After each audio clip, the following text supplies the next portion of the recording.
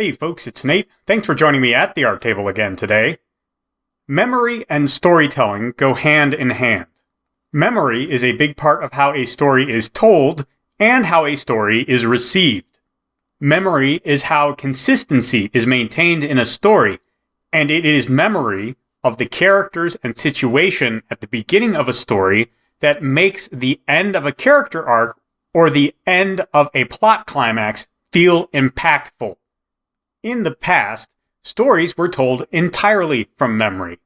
It is very unlikely that Homer ever wrote down the Iliad or the Odyssey. It is far more likely that what we have are versions of those stories which were written down later by members of his audience. In Judaism, while the books of the law, which form the core of the Jewish story, were written, and by its own account, was always written, they were also memorized by scholars who could recite large passages of them at the drop of a hat. This helped them to always know where they were coming from and where the Jewish people were going in the future. By the same token, a skilled storyteller today does not just rely on their memory to help them tell a story. Of course, if you are writing a story, you have a written text you can go back and review to help you remember what you have already told. But even movies and TV shows rely on scripts and godbooks and other reference materials to help them keep all of the details straight. In short, you cannot tell a story if you have forgotten where it started or where it should end.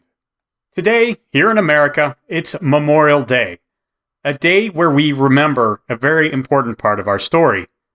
As a person who thinks a lot about storytelling, Memorial Day is a special day for me.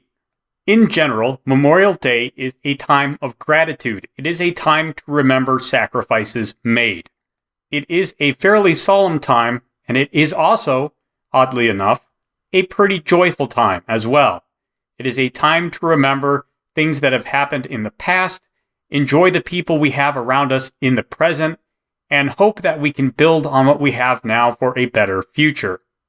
This is the essence of good storytelling. And here in America, our nation is a propositional nation. It is a nation that believes we exist as a political unit, not because we are from the same ethnic group of people, or that we share a very long history of all living in the same place together.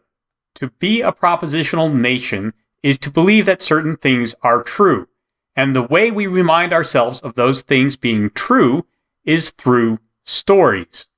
Whether that is the stories of our founders, who put forward the nation as a specific set of values, or through the story of the Civil War, where we questioned whether we could hold true to those values in very difficult circumstances.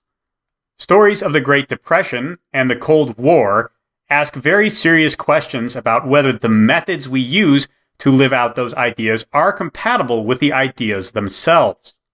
And, of course, the best-known story of America in the modern era is the story of World War II, when we took a very large role in fighting for the existence of free democracies in the face of very powerful and aggressive totalitarian governments.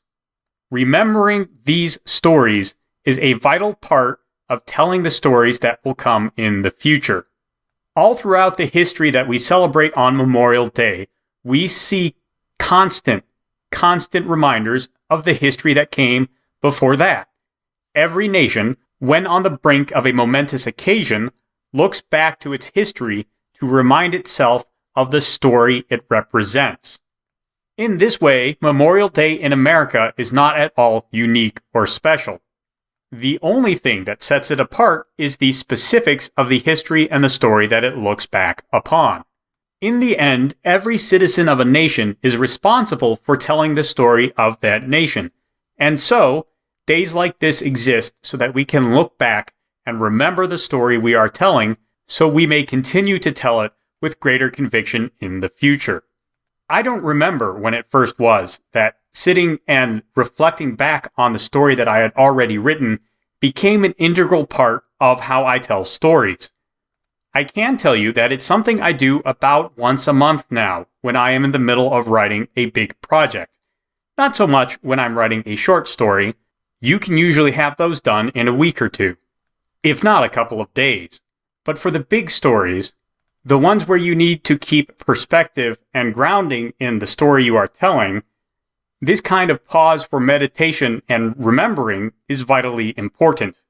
I also don't remember when I began to connect the holiday of Memorial Day and other similar days of cultural remembrance with this practice. But the more I thought about it, the more I realized that these moments of remembrance, these memorials, happen for the same reason, so that we can remember where we are, what story we have already told, and what story we wish to tell in the future. In the modern stream of consciousness, social media-driven world, we rarely make time for these moments of remembrance, both as a culture at large and as storytellers specifically. Hopefully, today or sometime very soon, you'll make time for both. Anyway, that's all I've got for you today. Let me know how you try and remember where you came from and where you're going down in the comments below. There's a like button and a subscribe button down there. You can use those as you see fit, and I'll talk to you later.